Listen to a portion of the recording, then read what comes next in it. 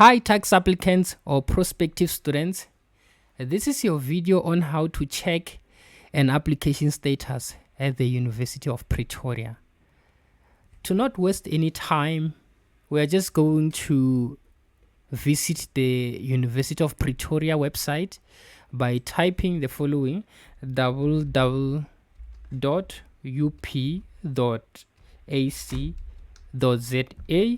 and we press enter. And then you can see that we are viewing the same page that we are currently viewing. The link is also in the description section of this video. So when you are on the front page of the UP website, you want to go on the top ribbon. In this case, at this time that I am doing it, it's brown. So now you will see a link which says my UP login. You want to click on that link. It will redirect you into the tracking portal for the University of Pretoria. And in this tracking portal, it understands that we have different users: those who are currently students, those who are coming back again to check whatever they want to check, or maybe an application status. And there are those who are new. So this video is for those who are new, who have never used the UP portal. So I hope it will also work the same. If you are not new, you can just use the username, click on here and say username and password. But if this process is not the same, then you will find a video for it. So but this is a video for new users. Now we are going to consider new users. Then we are just going to click on new user. Next, on this page, what we are going to do, we are going to enter the username and the national ID.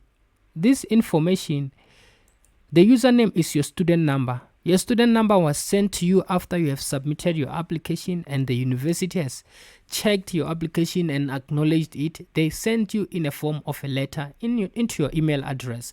So please check your email address. You will find your student number.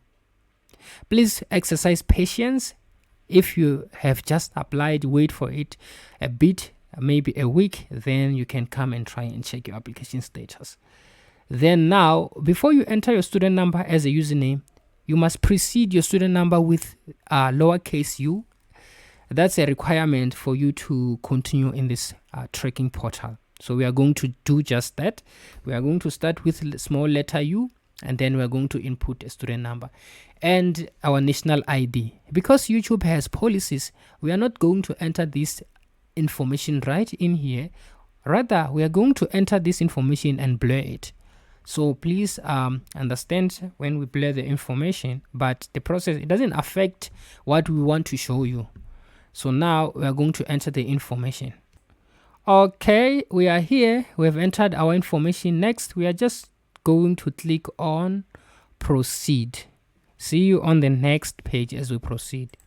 All right, when we are in this page, what we need to do is to enter a password, and we need to confirm that password. However, we don't just enter the password, we are going to adhere to a certain password policy. So which means the password that we are going to create, it must follow the rules that are in here. So this is what we are going to do. I'm going to put a demonstration password in here to explain each and every rule and what it means in here, so that you do the right thing and it feels less frustrating as a new applicant. So guys, I'm just going to do that right now. All right guys, so here is the demonstration password. I have created this password to actually meet all the minimum requirements. So I will be showing you what is in the password that matches to everything that is described in here. So the first one, it says that the minimum total number of characters of the password must be what? Must be 8. So the length of your password must be 8 characters. So if you can look at this demo password, you can count 1, 2, 3, 4, 5, 6, 7, 8, 9, 10, 11, 12, 13, 14 characters. So we are good. We are safe. So your password can be 10, 11, 8, or maybe more than 8. So then The next one tells you the limit. You are limited to only 15 characters. Sorry, 25 characters. Don't exceed 25 characters. All right. Then the next rule says that the minimum number of numeric characters, numbers in your password must be 1. Minimum. So you can see here we have a 4. So our password meet the minimum requirement. You can type as many as you want, but now at least you must have 1 number in your password. It says that you must have at least the minimum number of alphabetic characters in your password must be 2. So you can see that I have D and E, they are alphabets. So at least now I have 2 alphabets in my password, you see. As I'm showing in here, can you see that I'm indicating D and E? All right. Then they also say that the minimum number of uppercase alphabetic characters in the password must be 1. So you must have at least 1 capital letter in the password. In this case, there is D. And now here they say the minimum number of lowercase alphabetic characters must be 1. You can see I have lots of lowercase letters, so then it meets the minimum requirement. So I have more than 1, so it's enough.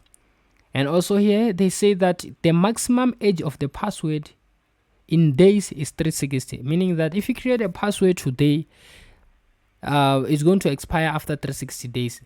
Then after that, you will need to change your password before you can use it. If you applied last year, so this might be applicable to you. Then they say the number of previous passwords is not allowed. So please don't try to use previous passwords. I'm not even going to try and explain what this means, but I'm just saying that don't use previous passwords. Now next it says that you will be warned after this has passed. So if your password is about to expire, they say that they will warn you. So yeah, that's the information that you needed. Now, shall we continue? Yes, please. We're going to enter the password, and after that, we are going to click on submit. So after everything we have explained about password requirements, we expect that you will create a correct password. All right, so here is our password that meets the minimum requirement. So we are just going to click submit. The password is hidden. We are not going to see it because of protection of personal information and YouTube policies. So now we're just going to click on submit and see you on the next page. Okay, when we reach this page, we need to set some challenging questions. All right, so we are just going to choose questions that we are going to remember. This is for password recovery when you forget it. So now I'm just going to choose this question which says, what is your mother's maiden name? Because I know I will remember it. Then I will also choose this one, number 3, and I will also try and check this one. In what city or town did your mother and father meet? So you must be able to remember how you responded to these questions, because if you don't remember, when you lose your password, you won't be able to recover it. All right, so then I'm just going to click on proceed and see you on the next page. Okay, now we're just going to enter information, see your older siblings, middle name. You can just type anything according to however you remember, and your mother's maiden name and your town or city your father and mother met. So that's how we are going to do. After entering all the information, we're just going to click on save. All right, so now we've returned where we have started from. So now we are no longer a new user because we have set up everything that is required for a new user. Now we need to enter our username and password. We have just set it like not long ago, and after that we're just going to click log in. So we need to start with small letter U and then enter the password that we have just set. Okay, to continue, we can just click on login. Now this is your dashboard. What you need to do when you reach your dashboard, you want to go to student center. So click at student center link. Okay, now we have reached what is called UP student self-service. We are not going further. We are just going to look for a tile called admissions. So we are just going to click on what is called admissions, and we should be able to see the first thing as admission status.